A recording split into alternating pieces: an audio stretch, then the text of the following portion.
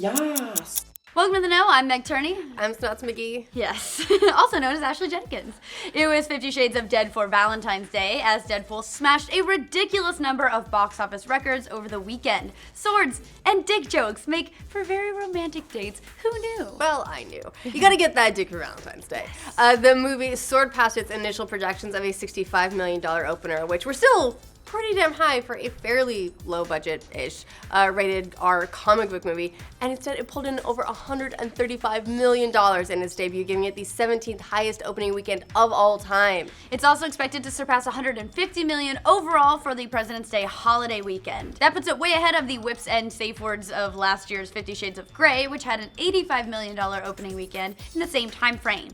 But in addition to that, it makes Deadpool the biggest opening weekend rated R movie ever. Previous record holder, The Matrix Reloaded, $91 million. That movie came out 13 years ago, so it shows you just how long we've been waiting for a rated R movie that's a legitimate box office heavy hitter. It also featured a huge post-apocalyptic orgy. Not saying it's related, but just saying it's worth mentioning. Absolutely. I think we're contractually obligated to mention orgies at any point, even when they don't fit.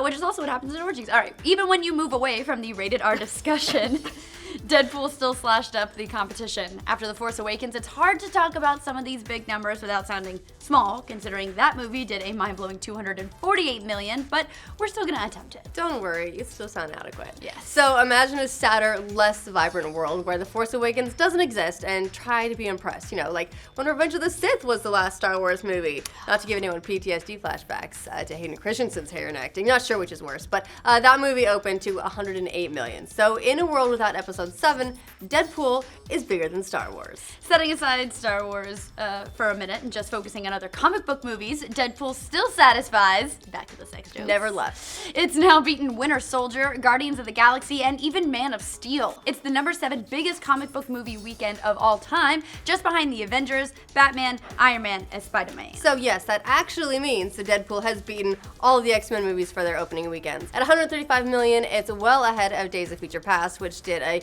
piddly $90 million. That's just pocket change for Ryan Reynolds now. Yeah.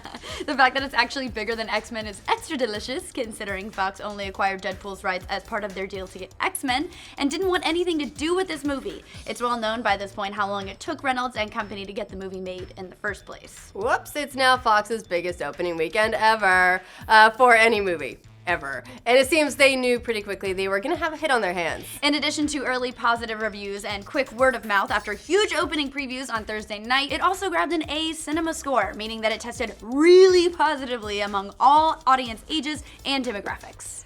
Dick jokes and violence are truly the common denominator. These early positive indicators are probably why Fox went ahead and greenlit the sequel before the movie even came out. One can only hope Fox continues to take a hands-off approach to the franchise, because that seems to be one of the reasons it did so well to begin with. Absolutely. I mean, what else could this mean for comic book movies and even rated R movies in general? Well, we covered it last week on The Know, but a strong performance from a rated R comic book movie like Deadpool could give studios a reason to check out the current superhero format and kick it out the door. At the moment, audiences are only showing the slightest forms of comic book fatigue at the box office. Minus the Avengers, Marvel hasn't had a world changer on the silver screen in years. While they keep turning surprising properties into hits, Ant-Man, none of them are coming close to that stratosphere that they set with the Iron Man franchise. Even Age of Ultron underperformed, considering it didn't come close to beating the first Avengers like they'd hoped. Even though more comic book movies are getting made than ever, there's evidence that they may already be in decline. Deadpool has proved that moviegoers will accept a different formula in terms of content, but also the movie's stakes and structure. So you can stop blaming the R rating for Watchmen's poor results, everyone, and give the blame back to Zack Snyder where it belongs, and also Blue Dong. Or, yes. The thing is, there are a number of lessons the studios could learn here. For one, R-rated blockbusters are possible. Fury Road, Kingsman, now Deadpool, all paving the way for R-rated movies to make a comeback after movie studios have shied away from them for years. There's also an argument to be made about the scales and stakes of comic book stories, where every single story just has to be bigger and huger than the last one. I mean, just look at the stakes of Batman vs. Superman compared to the more personal stories we saw from Christopher Nolan's Dark Knight trilogy, or the global mutant battle of X-Men Apocalypse apocalypse versus the smaller stories of the original X-Men movies. Deadpool is just another lesson that bigger doesn't always equal better by focusing on a smaller series of events for a much smaller budget. It cost about $58 million to make, which is just about a quarter of what it cost to make something like the Avengers. And maybe this is blasphemy, but is it possible the movie could have been helped by not trying to tie in a million other cinematic properties? Oh, you have to establish that cinematic universe. It's called a universe. It has to be big.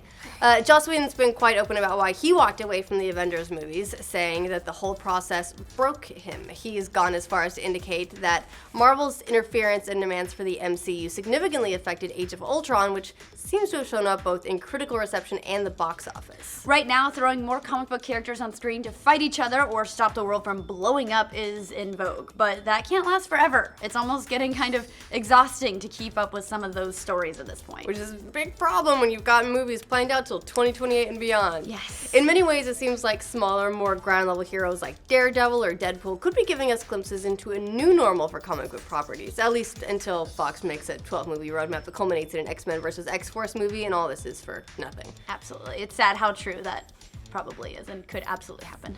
So what did you guys think about Deadpool's amazingly huge record-breaking weekend? Did you see it over the weekend? And do you want more comic book movies like Deadpool? Of course you do.